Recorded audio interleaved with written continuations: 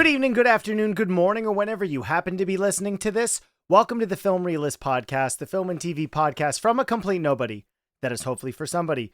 My name is Kyle Naranya, and welcome to episode 132. On this week's episode, I will be reviewing the first half of season 3 of Reacher, which is available on Amazon Prime Video. There will be spoilers because this is 4 episodes into a TV show, so if you have not had a chance yet to watch the show, there's no need to worry. Time codes will be listed in the description, and then we will round out the show with listener mail, question of the week responses, and what you can look forward to next week. Let's jump into Reacher, Season 3, Episodes 1, 2, 3, and 4. Bench press proves nothing. If you really want to know who's stronger. Bavarian arm wrestling. Never heard of it. Get behind that preacher bench. I covered Season 2 on the podcast back when that released, whenever it did. Didn't cover Season 1, but if this is your first time listening to the podcast, welcome. I absolutely adore Reacher. I've always been a longtime fan of Alan Ritchson, so that helps with this show. What I appreciate most about going into this season was there's a chance to establish what makes Reacher Reacher without having a predictable formula. It's something that so easily could have been done after the first season, and I'm glad to see 3 books into this series now that we're trying different things. The first season obviously fell into that lone wolf, kind of walks into a bad situation, and things unfold from there with his 2 hesitant allies that he had in Margrave, where Season 2 establishes a lot of Reacher's backstory, while at the same time giving him a team in the present to work with and deal with the casualties of everything that's happened there. And I know some people didn't necessarily love where that went in Season 2. I like more Reacher, so more Reacher is something I'm looking forward to. Season 3 from the get-go is immediately upping the stakes and getting us back to what I think people are more familiar with this character. But at the same time, what I like so much is it's a new facet to Reacher's character. Each season we learn more about him, and as opposed to that just justifying what he's doing or making us feel empathetic, but there is some sympathy there, absolutely. We get Reacher in new and interesting situations. This show is not kung fu, with the wandering army veteran who kind of strolls into different cities, and then chaos happens around him. And if you've watched seasons 1, 2, and now the first 4 episodes of season 3, you're going to say, well, Kyle, I already see some of that. And I don't necessarily disagree with that. And that's the brilliance of this season. The setup of Reacher going to some random town, this being Maine because he wanted lobster. And I love that for Reacher's wandering around the United States, that a lot of the time that comes down to food. It was peach pie for Georgia back in season 1. I can't remember specifically if there was a food-related item in season 2, but in this one, it's lobster, which is, of course, why he's in Maine. And we get him in a random record store just trying to sell records, and chaos happens around him. And of course, Reacher being Reacher gets completely swept up in what's going on. And because of what we believe he's done, he winds up in this criminal organization. And just as setup alone, that's already interestingly enough because we have Reacher going against the law. He's committed a crime. He's killed a police officer. What is that going to mean for this person who is a former military police and all of the circumstances around everything he's been involved with in the 2 previous seasons?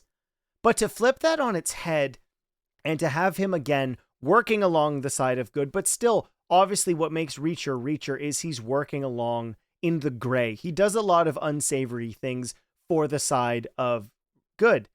And I like that so much. The first, it's not a pilot, but the first episode of season 3 establishing all the stakes and not giving you the reveal until halfway through, I thought was a really well executed piece of writing, which is you're swept up in just wanting Reacher to be okay. And that's the sign of a really well executed script, which is even though the main character we're following along with is doing something wrong, because of the choices they make and their reaction to the situations around them and not coming to this circumstance from a vile standpoint or coming to it as a villain, you want to root for that character. There's a number of shows that have done this where the character is doing something wrong, but because you feel they have some sort of justified means, you want them to be protected. A great example of that is Dexter, or Suits to a much lesser degree. And Reacher doing that because of the situation is already compelling enough.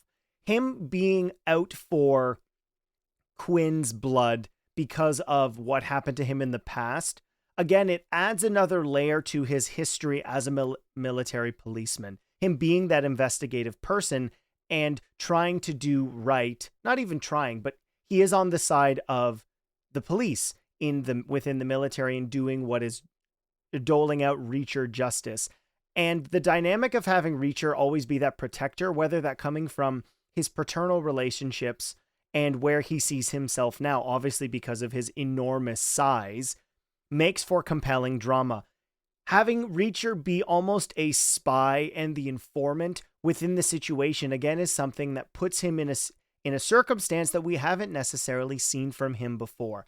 I like Reacher having to work both sides of the situation. It makes the drama feel much more closed in than somebody doing something from an investigative standpoint, but being on the outside of what's going on. Of course, we've seen that within the first 2 seasons, but him working as his own inside man while still dealing with the FBI and the DEA makes this season set apart from all of the other ones. For one, he's looking into taking down Quinn, but also trying to help Duffy and find a lost criminal informant. But because of Reacher being Reacher, he's using the circumstances and how he thinks it's best to achieve their goal. He is still doing unsavory things, whether that be taking out Angel or Duke, because he personally feels that climbing the criminal ladder is the only way to really achieve what they're looking forward to, or what they're looking for, makes questionable actions that may be seemed reprehensible much more understandable. And I love that Alan Ritchson really seems to be settling in to this character. We get the brilliant detective, for lack of a better description, the investigative police he was, or investigator, the special investigators, as they were so dubbed in season 2, but also that person who is always looking out for the other person, quite literally the little guy in the setup for this show, and his relationship that he builds with the mob boss's son is one that I find really reassuring to show that Reacher, even beside all of his faults, is still the person that we know. He's doing some not good things, but looking after somebody smaller, still trying to take care of them and teach them the best ways to survive, and allowing for those humorous moments to still come through. Make, so far, what I probably am going to assume is going to be my favorite season. Having Reacher do Reacher things, or as friend of the show Dylan Pollock would say, big man doing big man things, is really compelling. And also, having Reacher be in situations that are not necessarily normal or typical to what he's experienced. Introducing Paulie as this quite literal behemoth of behemoths, somebody who makes Jack Reacher look small, while obviously for visuals is jarring to begin with, but having somebody who is a physical threat for Reacher also changes the dynamic of everything he's going to experience. We are so used to Reacher being the biggest guy and easy to take care of himself. The show is going to give you scenes where he takes on a group of people, and it's something we're definitely accustomed to. And what I appreciate about this season is we get the intellectual challenges that Reacher is facing while he is the inside man and still trying to uncover the missing persons and find enough evidence to take down Quinn or Julius McCabe. That on its own is interesting enough, and you get Jack Reacher beating up a bunch of smaller people. But having the physical threat of something he's not normally used to facing with Paulie just being this looming presence that you're absolutely going to see fight scenes with the two of them. What would be the point of introducing a character like Paulie? But having that be just teased throughout the first 4, and obviously likely will be either in the penultimate, the second to last, or the final episode, adds a level of tension that we haven't had from the first 2 seasons, where of course you're going to have Reacher go in and fighting against unmeasurable odds, thinking maybe he may not make it out of there. And of course, that's sort of the setup of the show, where he is the rescue hero, the action man who's going to be able to overcome great odds. Yeah, of course, we're used to that, but having somebody who is quite literally a physical threat and could conceivably and quite easily take down Jack Reacher that visual is one, humorous just on the on the fact that there are such massive human beings, and somebody who makes 6'4", whatever he may weigh, Alan Ritchson, look tiny, is a spectacle on its own. And the back and forth between the two of them, where Reacher is continuously just putting in small digs to Paulie, the guy who's just placed in the little box to man the security of the front of Anthony Michael Hall's estate, is quite humorous to begin with. It's like Tall Man in the Little Car from The Simpsons.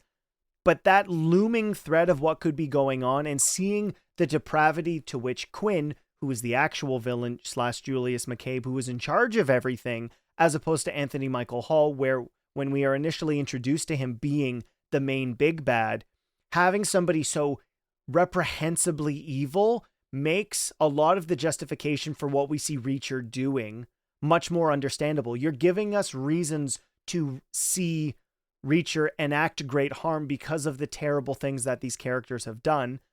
It's not necessarily new in terms of storytelling with a lead protagonist, but being empathetic with what Reacher's going through and sympathetic and giving us more pieces of his backstory just make for a much more fleshed out character. So when you stack seasons 1, 2, and now half of 3 on top of each other, it makes Reacher such a dynamic and interesting character. And the more that we see of his backstory, the more I'm looking forward to seeing other piece of it.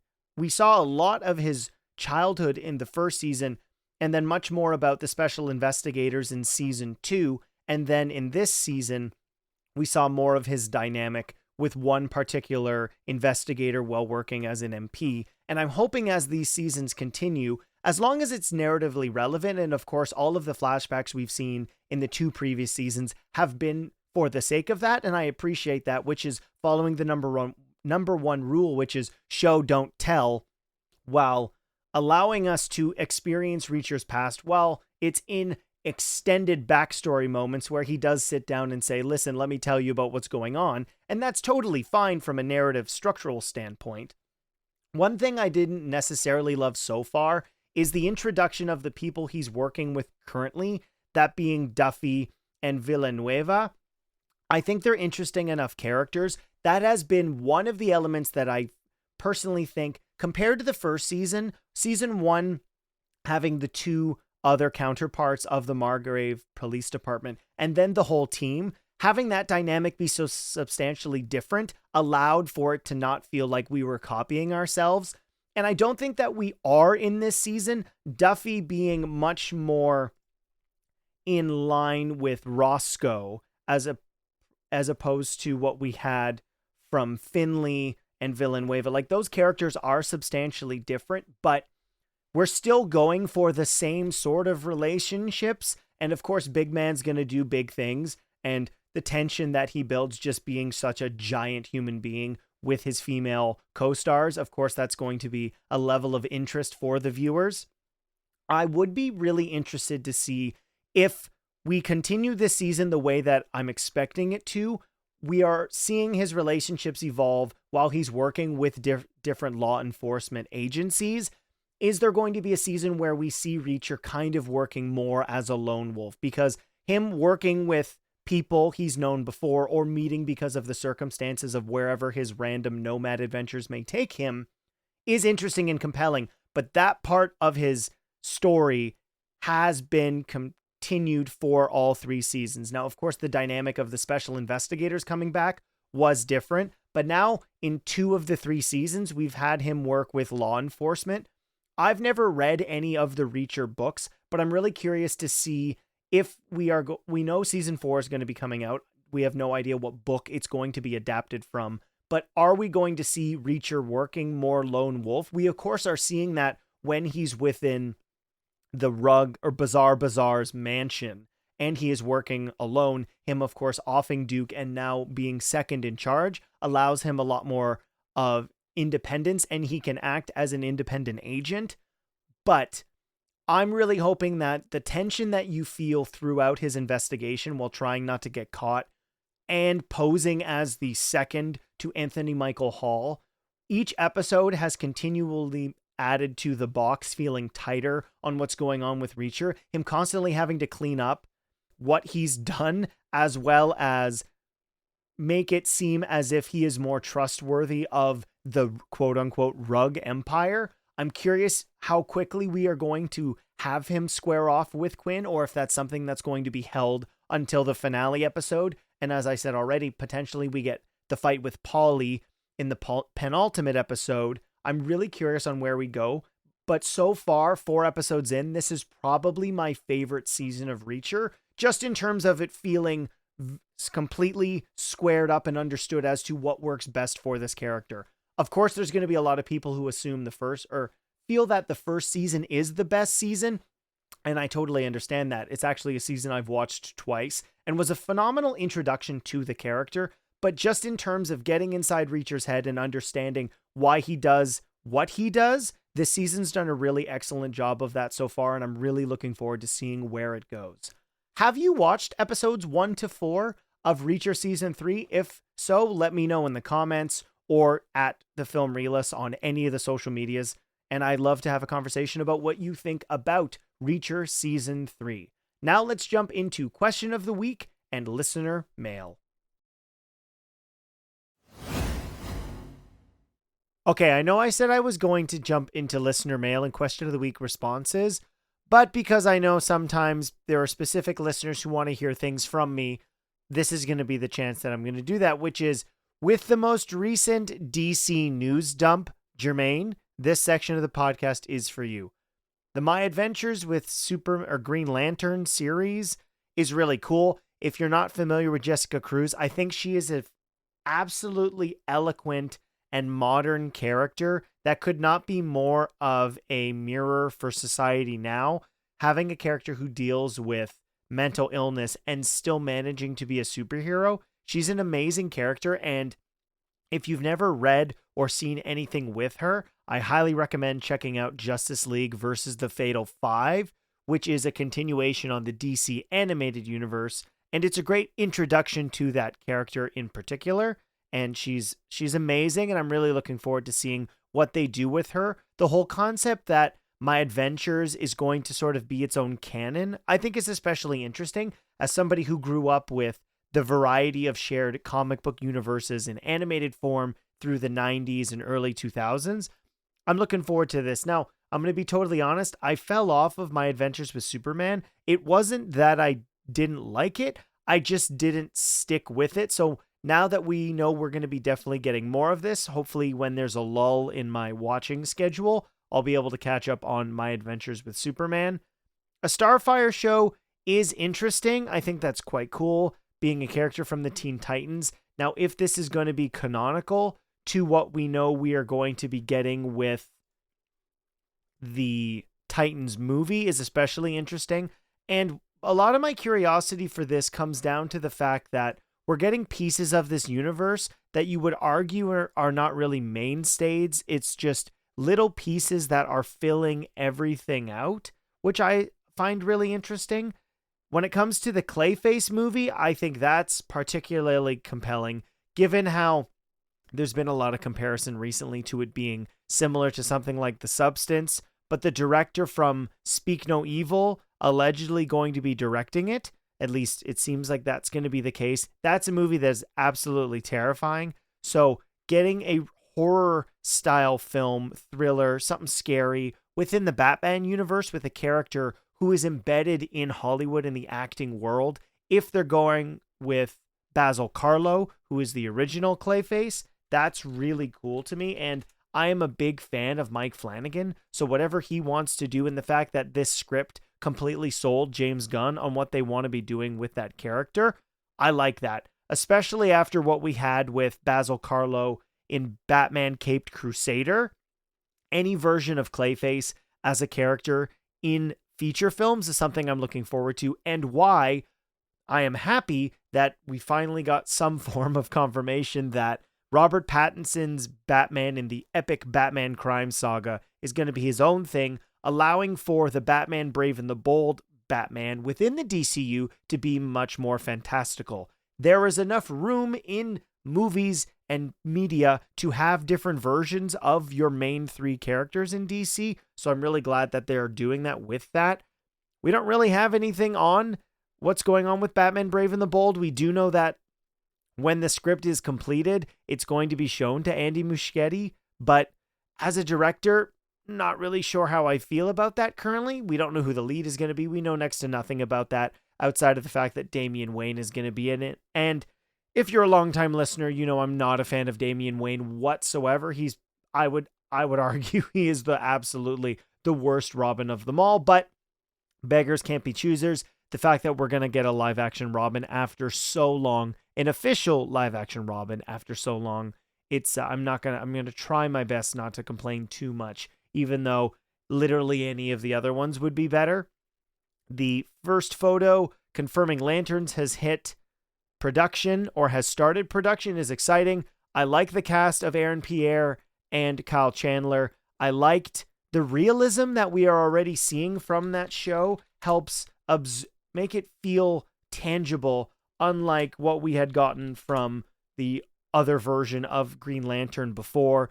If you zoom in super close on the picture that we did get from Vanity Fair, you can take a look at the Green Lantern ring. And I understand that people are losing their minds that the Green Lantern ring looks different in this than it does in Superman 2025. And who cares? Rings, the canon of the actual rings themselves changes all the time. You could argue that the metaphysical nature of the rings themselves could change depending on the wearer. I know that really hasn't been addressed probably in any version of the story, but in the DCU or AU, which is the version I'm most familiar with, one of them got destroyed. So it is what it is.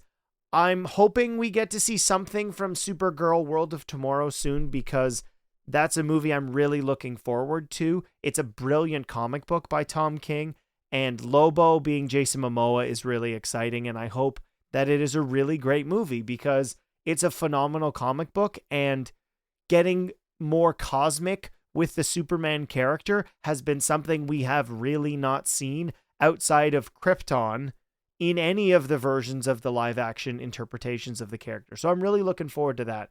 Jermaine, I hope you appreciated me diving into the well, there is Superman news within this, but the little bit of news we get in the DCU so far. I try not to do news all the time, but when there's so much of this stuff that's relevant to things I'm going to be talking about, I will address it sometimes. Don't expect news to be a part of every episode, because that's probably the element of the podcast that gets the most dated the most quickly. So, with all that being said, let's now actually move on to listener mail and question of the week responses. Can I ask you a question? Just fun? There's something I've been meaning to ask you.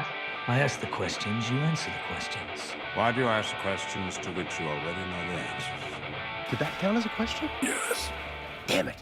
Last week's question of the week was, what is your favorite Prime Video series? Obviously inspired by me covering the first 2 episodes, or not 2, I doubled that, the first 4 episodes of Reacher Season 3.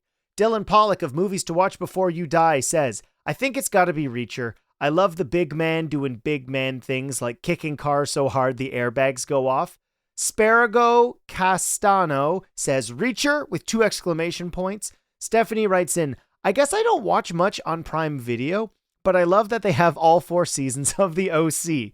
Now that the final season of Handmaid's Tale is coming out this year, I might continue watching. It got a little too heavy and bleak for me to handle a few years ago, but now that the end is in sight, I might be motivated to watch again. It's a really well done but mega dark show. Scotty Cameron, it's either Invincible or Reacher. Reacher is a fun thriller series with a wide range of adventures because Jack Reacher is a drifter. In fact, I have the first 2 seasons on DVD, and my copies of Killer Floor and Bad Luck and Trouble have covers featuring Alan Ritchson. Oh, that's cool. I'm curious, how do you feel about that, Scotty? I know Stephanie is a really big book fan. How do the listeners feel about the adaptations taking over as the covers of the books? I'm not somebody who necessarily loves that. I like the art of the book to be the art and to separate from the adaptation, but I'd love to hear what listeners have to say about that. Back to Scotty's thing. That being said, Invincible offers more interesting narrative that continues to build with each season. I have the first 6 ultimate collections of the Invincible comic and trade paperbacks of spin-offs like Guarding the Globe and Brit. Never heard of that whatsoever. And obviously Scotty is my invincible aficionado. User 3421535420847 said invincible for me. Love that. Thank you to everybody who submitted answers for question of the week. I really appreciate it. It helps get the ball rolling on a conversation to have around what's going to be on the next week's episode, which is why this week's question of the week is, what is your favorite movie with twins? Now, that could be duplicates of the same actor or actual twins in a film, or people who are paternal or fraternal twins. I'm really looking forward to seeing what people's answers for this, because I think it's kind of a question that has a wide variety of possible answers. And the reason I am asking this question is next week's review will be that of Mickey 17, the follow-up from the director of Parasite, Mickey 17. I'm really looking forward to this with Robert Pattinson. I am a big fan of Bong Joon-ho, going all the way back to, I want to say he did Snowpiercer. Yeah, he did. I always forget if he did or he did. He did, in fact, direct Snowpiercer, which I'm really looking forward to. Robert Pattinson is one of my favorite actors. Of course, if you've listened to my Batman retrospective review for the 2022 film, all the way back when that came out. Now, I'm really excited because if you are listening to this on Monday morning when it releases, I have a surprise for you, which is at 12 p.m. today, when this episode drops. The episodes obviously come out at midnight. At 12 p.m. today, on all the social medias for the Film Realist, there will be a review of Deli Boys. I had the opportunity to watch the entire series, so my review for that will not be a podcast episode. It will be a video, which will be available at 12 p.m. on all the social medias that have video embedded. So Twitter, TikTok, Instagram, YouTube, all of those, Facebook, if you're still using that review will be there. But that's not all. I'm also so excited and incredibly grateful to everybody who works at Marvel and Disney, because I, in fact, have had the opportunity and I have completed my watch of Daredevil Born Again Season 1. I have seen the whole thing. The first 2 episodes release tomorrow, day of release, or March 4th at 9 p.m.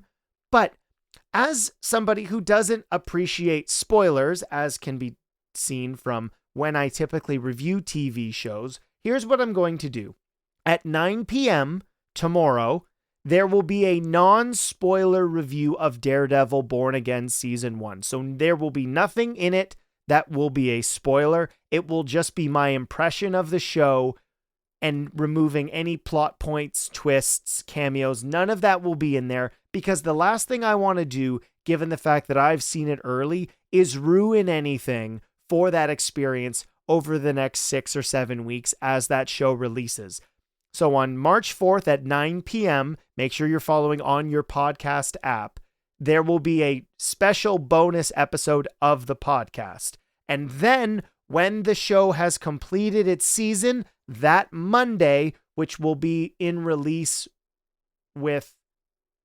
Actually, it might not. I'm going to hold off on that. It's either going to be released before Thunderbolts or the date that season wraps up. Regardless, we're weeks away from that happening. So if you didn't catch that, I'm very excited and clearly flustered about the whole situation. March 4th, 9 p.m., there will be a special bonus episode of the podcast where I will be reviewing Daredevil Born Again Season 1. So make sure you're following on all your podcast apps for that. That will be out. And then day of this being released, you can see my review of Deli Boys. A lot of special stuff coming out this week. I'm really proud of everything that I've put together. If you love the podcast, please consider sharing it with a podcast lover, a film and TV watcher that might enjoy the ramblings of one Canadian. You can do your own part by giving a 5-star review on your preferred podcast platform.